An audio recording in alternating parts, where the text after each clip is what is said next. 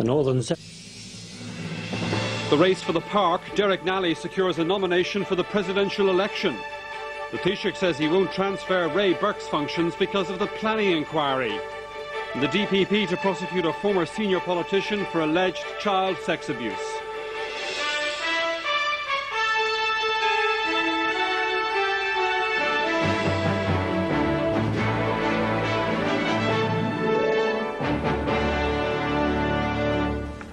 Good evening, welcome to 6-1. Also on the programme, EU Commissioner Emma Bonino is arrested and subsequently released in Afghanistan.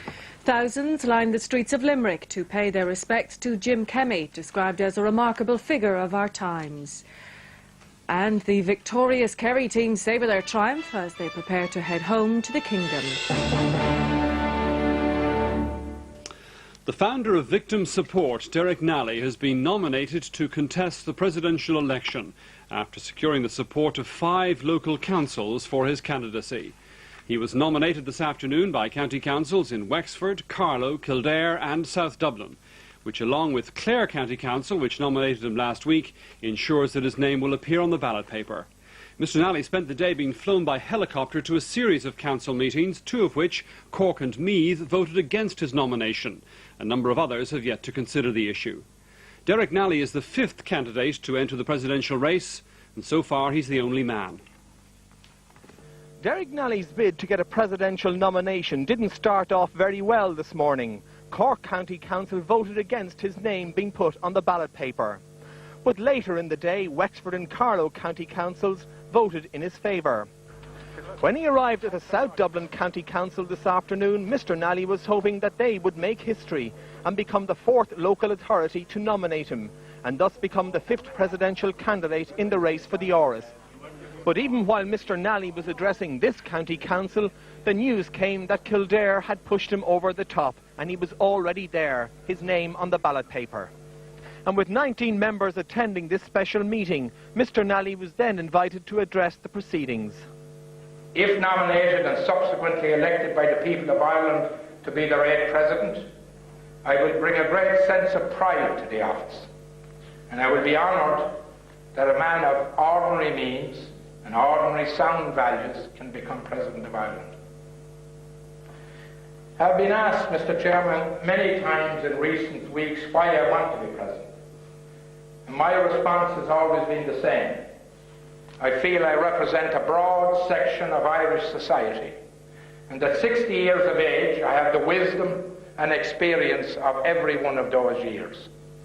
The result of the vote carded for the motion 10, against 3 and 7 abstentions. Motion carried.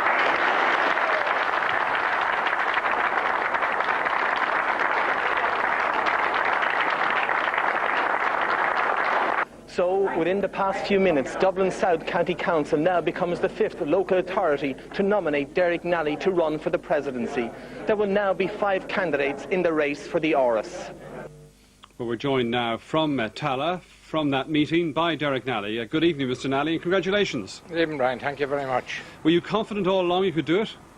No, I certainly wasn't confident after Cork this morning, Brian. As a matter of fact, I flew from Cork to Wexford with a fairly heavy heart.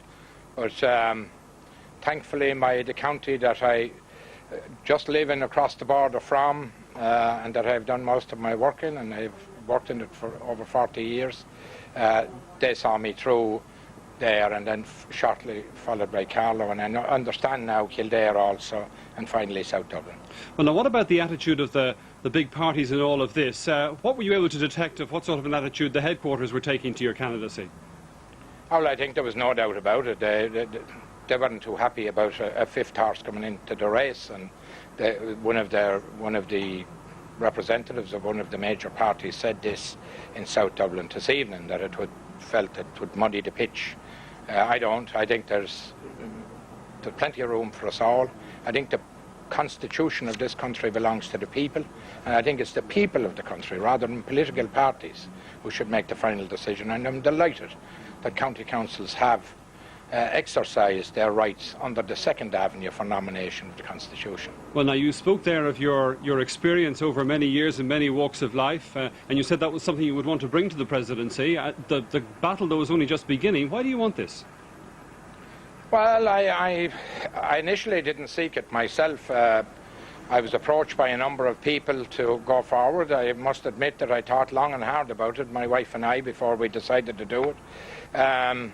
We decided to do it because I feel that I can bring a broad breadth of vision to the office. I think that I have my 60 years experience of life with my feet firmly rooted on the ground can bring a lot to the office at the end of the day. And I think that the causes that I have championed in the past, youth victims of crime, security of the elderly, etc., that I can further those in that office, perhaps much more so than I could elsewhere. Well, now, 3 of your rivals have the backing of political parties. You don't have that backing. Do you think that that's going to be an advantage or a disadvantage to you? No, I think that I'll have a major battle to get an infrastructure in place in the next 30 days and to be able to... I'm the latest candidate, the last candidate into the race. Everybody else has been up and running.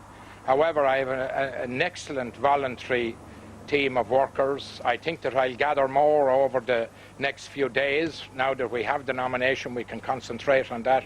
And I think that the people will rally to me at the end of the day. And was the helicopter just for today, or will you be keeping it for the duration of the campaign? Gosh, I can assure you, Brian, it's surely for today. And I'll be lucky to have the car tomorrow.